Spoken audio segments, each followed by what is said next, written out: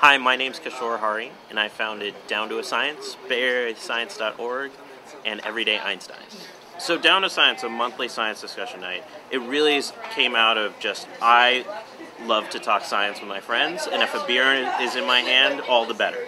And so I thought I would want to recreate that so people can be just as fired up and curious about science as I am. It just lights me up and turns on my brain in a way that nothing else does. The whole concept is informal environment, places where people normally go, like a cafe. Everyday person just walks in here. Put a scientist up in front of them. Just a conversation where people can ask the scientist whatever they want, whatever their heart's desire, and really create interaction and dialogue between them. And hopefully that serves as an inspiration point for people to learn more about it. They'll go home, talk to their family and friends about it, and they'll see how science is just a cool thing, and it's something to enjoy and have fun with. The Science Cafe model, which is basically having conversation between a scientist and an audience unfiltered, was invented in England, in a pub, of course. And so I had some guidance and mentorship from people that have done it before.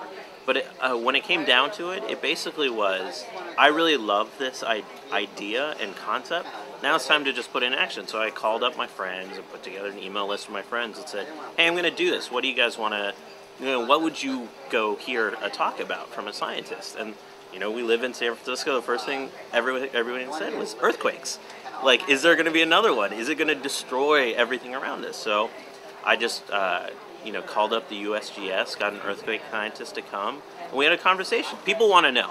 People want to get the information unfiltered, direct from a scientist. I think there was a recent study that came out that said only 18% of people actually know a scientist. And I think they want to know.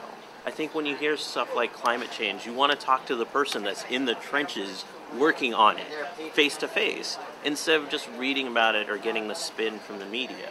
On the flip side of things, I think scientists, this is their life's work.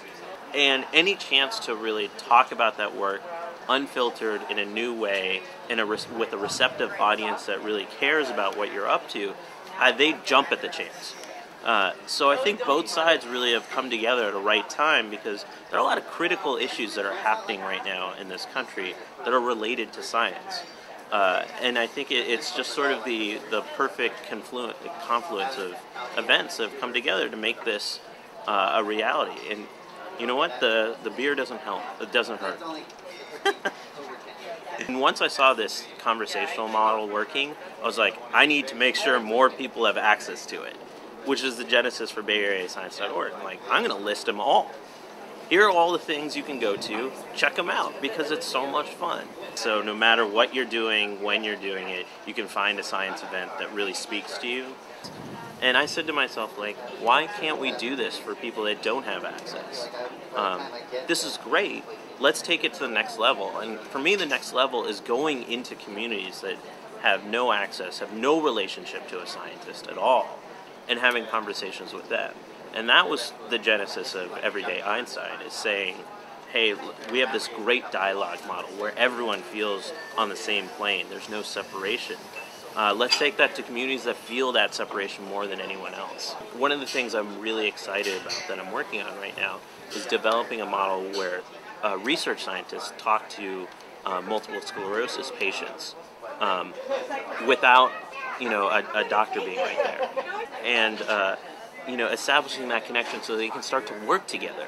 Because who knows what will happen when you connect these communities. I think something great will happen. I can never thank scientists enough for their willingness to come out and just talk to a community audience. So I can't thank you enough for being willing to do that, because these are fundamental questions to how we fit in this universe.